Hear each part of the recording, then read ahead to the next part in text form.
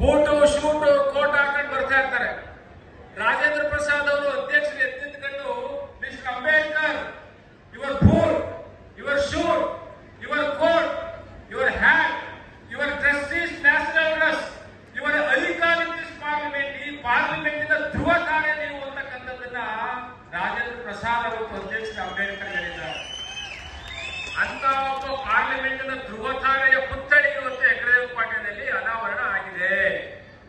ಆ ಅನಾವರಣ ಮಾಡಿದಂತ ಸಂದರ್ಭದಲ್ಲಿ ಸನ್ಮಾನ್ಯ ಮುಖ್ಯಮಂತ್ರಿಗಳು ಸರ್ವರಿಗೂ ಸಮಬಾಳು, ಸರ್ವರಿಗೂ ಸಮಪಾಲು, ಒಳ ಮೀಸಲಾತಿ ಕೊಟ್ಬಿಟ್ರು, ಒಳ ಮೀಸಲಾತಿ ಕೊಟ್ಟು ಎಲ್ಲರನ್ನು ಹೊಡೆದಾಕ್ಬಿಟ್ರು ಅಂತಕ್ಕಂಥದ್ದು ಹೇಳ್ತಾ ಇದ್ರು. ಒಳ ಮೀಸಲಾತಿ ಕೊಡೋದು ಜನಸಂಖ್ಯೆಗೆ ಅನುಗುಣವಾಗಿ ಸಂವಿಧಾನದ ಸವಲತ್ತು ಸಿಗಬೇಕು ಅಂತ ಹೇಳಿ ಮಾಡಿದರೆ ಹೊರತು ಜನರನ್ನು ಒಡೆಯಾಕಲ್ಲ. ಒಳ ಮೀಸಲಾತಿ ಜನರನ್ನ ಕೂಡ್ಸೋದಂತ ಕೆಲಸ, ಜನರನ್ನ ಸೇರಿಸ್ತಕ್ಕಂಥ ಕೆಲಸ. ಯಾವ್ಯಾವ ಜನ ಎಷ್ಟೆಷ್ಟಿದ್ದಾರೆ, ಗ್ರಾಮ ಪಂಚಾಯತಿ ಮೆಂಬರ್ ಆಗದೇ ಇರ್ತಕ್ಕಂಥ ಸಮುದಾಯ ಇದೆ, ಅವರು ನ್ಯಾಯ ಕೊಡ್ಬೇಕಲ್ವಾ? ಹಾಗಾಗಿ ಒಳ ಮೀಸಲಾತಿ ಜನಾಂಗವನ್ನು ಒಡೆಯೋ ಕೆಲಸ ಅಲ್ಲ, ಅದು ಜನಾಂಗವನ್ನು ಕೂಡಿಸೋ ಕೆಲಸ ಅಂತ ನಾನು ಬಹಳ ಹೆಮ್ಮೆಯಿಂದ ಈ ಸಂದರ್ಭ ಕೇಳ್ತೇನೆ. ದಯಮಾಡಿ ಸರ್ಕಾರಕ್ಕೆ ನೀವೆಲ್ಲರೂ ಜೋರಾದ ಚಪ್ಪಾಳೆ ಹೊಡೆಯಿರಿ. ಅದು ಆಗಬೇಕು, ಸರ್ವರಿಗೂ ಸಾಮಾನ್ಯ ವ್ಯಕ್ತಿಗೆ ಸಿಗಬೇಕು. ಆ ನಿಟ್ಟಿನಲ್ಲಿ ಸರ್ಕಾರ ಒಂದು ಹೆಜ್ಜೆಯನ್ನು ಇಟ್ಟಿದೆ. ಕೊನೆಯದಾಗಿ ನಾನು ಸಮಯದ ಅಭಾವದಿಂದ ಅಂಬೇಡ್ಕರ್ ಅವರು ಸಂವಿಧಾನವನ್ನು ಬರೆದು ಸಬ್ಮಿಷನ್ ಮಾಡೋ ಸಂದರ್ಭ, ಆ ಸಂವಿಧಾನಕ್ಕೆ ಸಹಿ ಮಾಡುವಾಗ ಪತ್ರಕರ್ತರಿಗೆ ಕೇಳ್ತಾರೆ, ಮಿಸ್ಟರ್ ಅಂಬೇಡ್ಕರ್, ಅಮೆರಿಕದ ಸಂವಿಧಾನಕ್ಕೆ ಅವತ್ತಿನ ಕಾಲಘಟ್ಟದಲ್ಲಿ ಅಮೆರಿಕದ ಅಧ್ಯಕ್ಷರು ಚಿನ್ನದ ಪೆನ್ ತರಿಸಿದ್ರು ಸಹಿ ಮಾಡಕ್ಕೆ, ನೀವೇನಾದ್ರೂ ಚಿನ್ನದ ಪೆನ್ ತರಿಸಿದಿರಾ ಅಂತ ಕೇಳ್ತಾರೆ.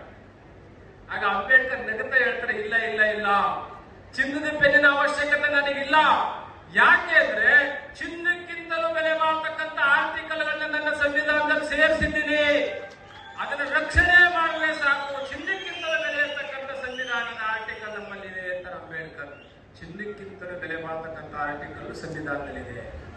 ಅದನ್ನೇ ಶ್ರೀ ಮಾದೇವಪ್ಪನವರು ಇಡೀ ದೇಶಾದ್ಯಂತ ಮಾದರಿ ಆಗಬೇಕು ಅನ್ನೋ ರೀತಿಯಲ್ಲಿ ಪ್ರಿಯಾಂಬಲ್ ಅಂದ್ರೆ ಏನು? ಪ್ರಸ್ತಾವನೆ, ಲಿಬರ್ಟಿ, ಈಕ್ವಾಲಿಟಿ, ಜಸ್ಟಿಸ್, ಸೋದರತೆ, ಸಮಗ್ರತೆ, ಅಖಂಡತೆ ಎತ್ತಿಡಿತಕ್ಕಂಥ ಪ್ರಿಯಾಂಬಲ್ ಅನ್ನ ಎಲ್ಲಾ ಕಡೆ ಓದಿಸಿದ್ರು, ಎಲ್ಲಾ ಕಡೆ ಎಲ್ಲಾ ಪಂಚಾಯತಿಗಳು ಮಾಡಿದ್ರು. ಕಾರಣ ಇವತ್ತಿನ ನಮ್ಮ ಈ boot suit coat note vote TP ZP MP MLA ಇದೆಲ್ಲವೂ ಸಹ ಯಾವ ದೇವರುಗಳಿಂದ ಬಂದಿಲ್ಲ, ಅದು ಡಾಕ್ಟರ್ ಬಾಬಾ ಸಾಹೇಬ್ ಅಂಬೇಡ್ಕರ್ ಅವರಿಂದ ಬಂದಿದೆ. ಹಾಗಾಗಿ ಬಾಬಾ ಸಾಹೇಬ್ ಅಂಬೇಡ್ಕರ್ ಅವರ ಪುತ್ಥಳಿಗೆ ನಾವು ನಮನ ಮಾಡಿ ಕರ್ನಾಟಕ ಸರ್ಕಾರಕ್ಕೆ ಒಂದು ಸೆಲ್ಯೂಟ್ ಮಾಡೋಣ. ಅವರೆಲ್ಲರೂ ಜನಪರವಾದ ಕೆಲಸವನ್ನ, ಜನರಿಗೋಸ್ಕರ ಕೆಲಸವನ್ನ, ಜನರ ಹಿತವನ್ನ ಕಾಯ್ತಕ್ಕಂಥ ಕೆಲಸವನ್ನ ಮಾಡ್ತಕ್ಕಂಥದ್ರಲ್ಲಿ ಅವರು ಹೆಜ್ಜೆಯನ್ನು ಇಟ್ಟಿದ್ದಾರೆ. ಹಾಗಾಗಿ ತಾಲೂಕು ಆಡಳಿತಕ್ಕೆ ಮತ್ತು ಕರ್ನಾಟಕ ಸರ್ಕಾರಕ್ಕೆ ನಾನು ಧನ್ಯವಾದವನ್ನು ಸಮರ್ಪಣೆ ಮಾಡಿ, ಸಂವಿಧಾನವನ್ನು ಉಳಿಸ್ಕೋಬೇಕು. ಸಂವಿಧಾನ ಉಳಿದ್ರೆ ನೀವು ಉಳಿತೀರಾ, ನೀವು ಸಂವಿಧಾನವನ್ನ ಉಳಿಸಿಲ್ಲ ಅಂದ್ರೆ ದೇಶದ ಅಖಂಡತೆ ಹಾಳಾಗ್ತದೆ. ಹಾಗಾದ್ರೆ ಸಂವಿಧಾನಕ್ಕೆ ಏನಾಗಿದೆ ಅಂತ ಕೇಳಬಹುದು. ಸಂವಿಧಾನಕ್ಕೆ ಏನಾಗಿದೆ ಅಂತ ನೋಡ್ತಾ ಇದ್ದೀವಿ ನಾವು. ಉನ್ನತ ಶಿಕ್ಷಣ ಯಾರ ಕೈಗೂ ಸಿಗಬಾರದು ಆ ತರ ಆಗ್ಬಿಟ್ಟಿದೆ. ಹಾಗಾಗಿ ಬಹಳ ಅತ್ಯಂತ ಗಂಭೀರವಾದ ಸ್ಥಿತಿಯಲ್ಲಿ ಇದ್ದೀವಿ. We save the democracy and save the constitution.